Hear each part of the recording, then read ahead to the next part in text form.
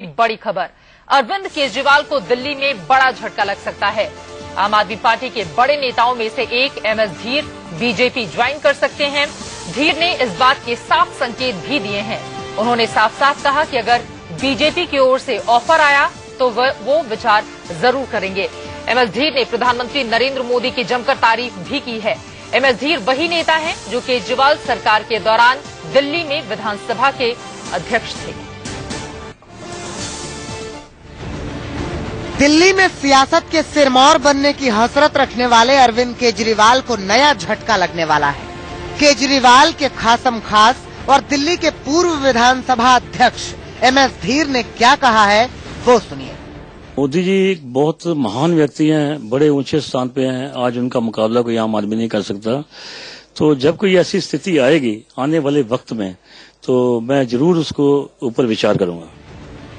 खबरों की माने तो एमएस धीर कई बीजेपी नेताओं के संपर्क में हैं। अगर वो बीजेपी का दामन थामते हैं तो जाहिर है कि चुनाव से पहले आम आदमी पार्टी को करारा झटका लगेगा। खबर तो ये भी है कि केजरीवाल आगामी चुनाव में अपने 6 पूर्व विधायकों, जंगपुरा से विधायक रहे एमएस धीर, सीमापुरी से विधायक रहे धर्मेंद्र कोहली, रोहिणी से विधायक रहे राजेश गर्ग, त्रिलोकपुरी से विधायक रहे राजू धिगान, तिमारपुर से विधायक रहे हरीश खन्ना और पटेल नगर से विधायक रही वीना आनंद का टिकट काट सकते हैं। आम आदमी पार्टी की तरफ से एक सर्वे कराया गया था जिसमें इन विधायकों की खराब परफॉर्मेंस का हवाला देकर इनका टिकट काटा गया है। अब बहुत संभव है कि आम आदमी पार्टी में बगावत के सुर अभी और बुलंद हो।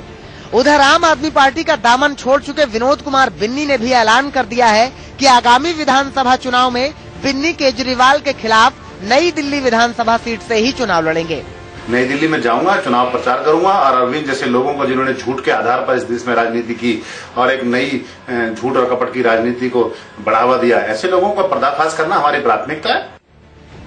अब सवाल ये उठता है कि क्या नई दिल्ली में केजरीवाल की साख कम हुई है? दूसरा बड़ा सवाल ये है कि आम आदमी पार्टी के नेता केजरीवाल से नाराज क्यों हो रहे हैं? Ajit Shrivastava, Delhi, India news.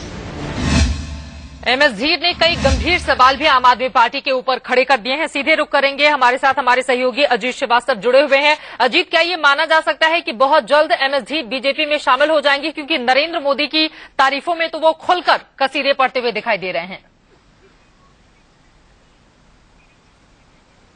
देखिए, सालपुर पर चित्रा, जिस हिसाब से एमएस धीर ने तारीफ की है, उनका ये कहना था कि मोदी की तारीफ मैं नहीं, मेरे पहले, इससे पहले अरविंद केजरीवाल ने ट्वीट करके भी किया था और खासकर फेसबुक में भी ये बात कही थी, वेबसाइट में भी डाला था कि नरेंद्र मोदी एक अच्छे पीएम हैं। तो उसमें कोई गुरेज नहीं है, अच्छा काम कर रहे हैं, इसलिए उनकी बड़ाई होनी चाहिए। लेकिन वहीं ये भी कहा कि अगर मुझे मौका देती है बीजेपी तो वो जरूर जाएंगे। और बीजेपी से जो मेरी बातचीत हुई, उनका भी यही कहना था कि जी हाँ, चुनाव में तो ये चलती रहते हैं और चुनाव के जब वक्त होता है उस समय अच्छे लोग की जरूरत हर किसी पार्टी को होती है। तो जो भी अच्छा लोग होंगे, जो भी अच्छे लोग होंगे, उनको वो जरूर रखेगी। लेकिन उससे पहले चित्ता, मैं दिखाना चाहूंगा, मेरे हाथ में कुछ डॉक्यूमेंट है जिस आधार पर अरविंद केजरीवाल ने सिलेक्शन या क्राइटेरिया बनाया था।